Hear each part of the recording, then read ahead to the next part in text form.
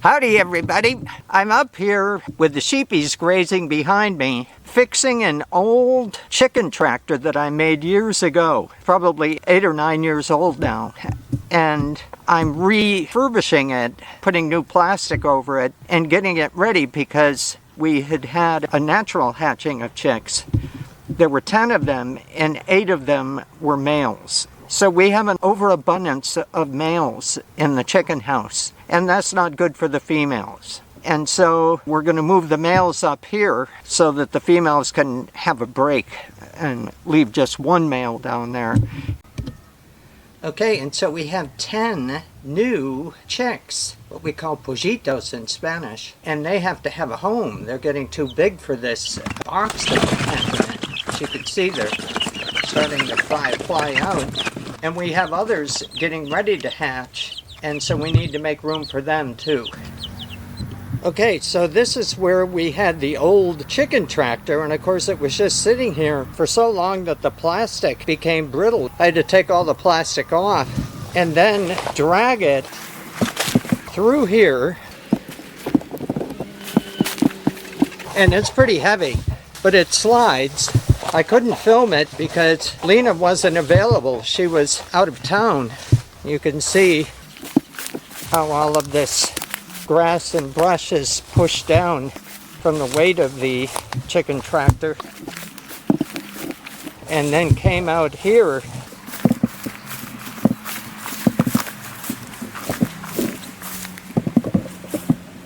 Got the chicken tractor across the fence and then dragged it up here, more up the hill.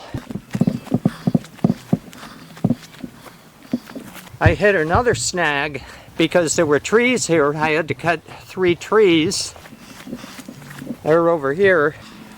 And then here is the final resting place of the chicken tractor is up here, and I'm covering it with new black plastic.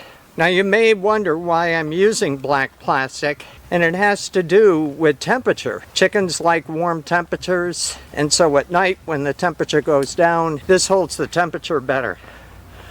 And it's a pretty simple job. I'm just laying some plastic over this so that if it rains, they have a place that they can go, and at night they have a place that they can go. The rest of the time they're going to be able to free range in here. I have a fence around here, but right now it's not electrified. I don't know if I'm going to electrify it right away. We'll see how the males behave in here. They're used to being in a closed space, so we'll see. I've already secured the new back to the chicken tractor, and now I'm working on the sides, and that'll be it. Howdy, sheepies. Over here is Tommy and Sammy.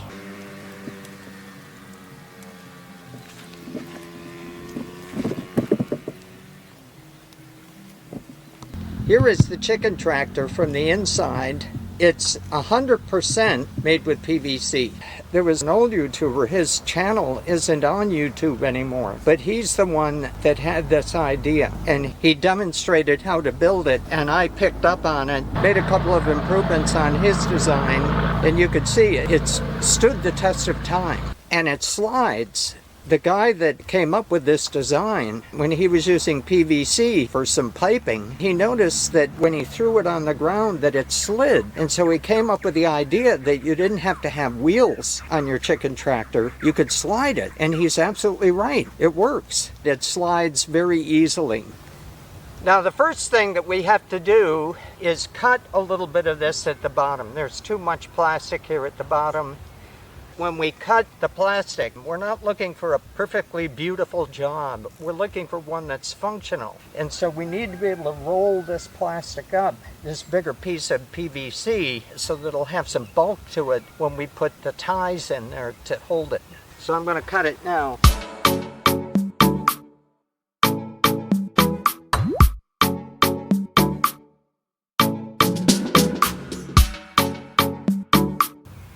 Okay, so I'm cutting some pieces of this small gauge galvanized wire. Easy to work with.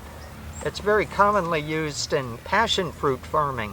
years ago were growing passion fruit. Had a guy here that was working with us, and that didn't work out, and so we abandoned the passion fruit. But I'm just cutting a couple of pieces of this so that I have them ready as I'm rolling the plastic.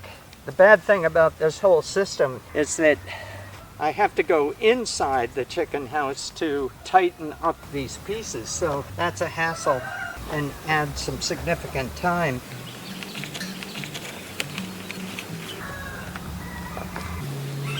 Okay, so this first one I'm going to have to go inside and tighten it, otherwise it won't stick. Okay, so I've got this side tied down now. I didn't film it because I figured you didn't want to be looking at my backside all the time. Now we're going to focus on the front here.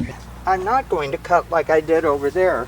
Instead, I'm going to tie some of these in, which will make the cutting much easier. All I'm doing is wrapping this around one of the pieces of PVC. I'm going to stuff this through.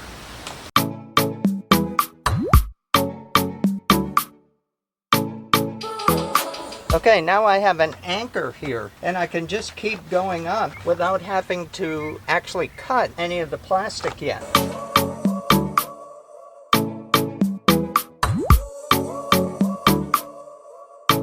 Okay, one more.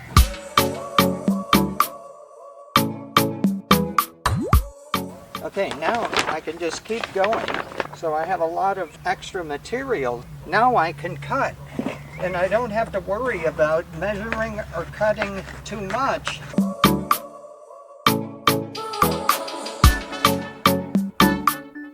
You can just roll this extra stuff up here in the back and catch it like this. Again, rolling it up.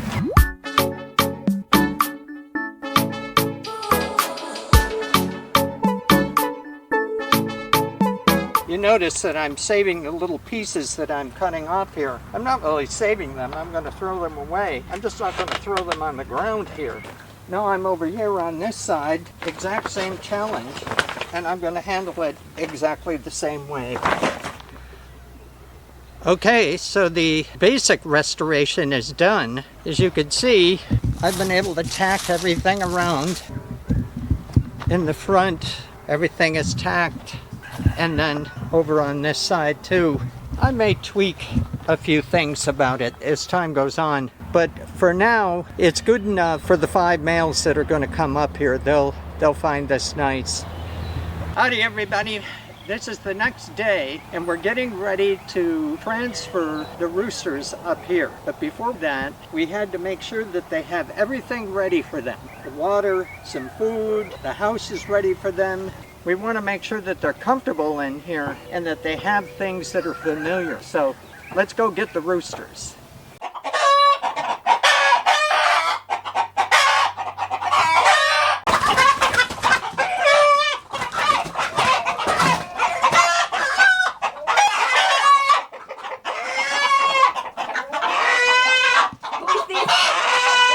Ready?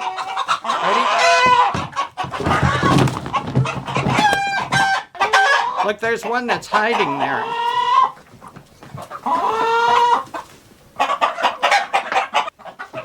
Ready? Yeah.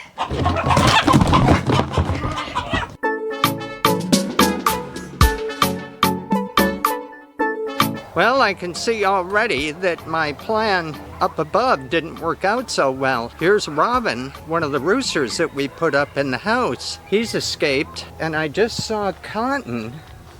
Here's Cotton down here too. I have a little bit of food for them, and I'm hoping that that might bring them up.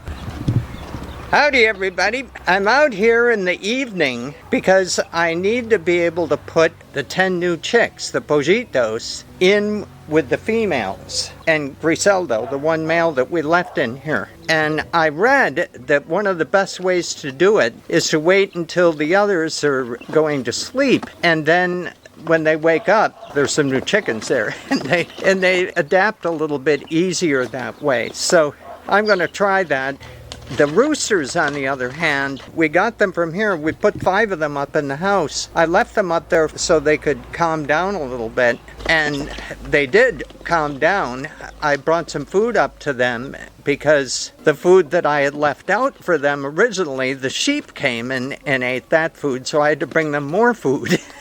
So I brought more food for them, and they were happy to get the food, but they've left the area.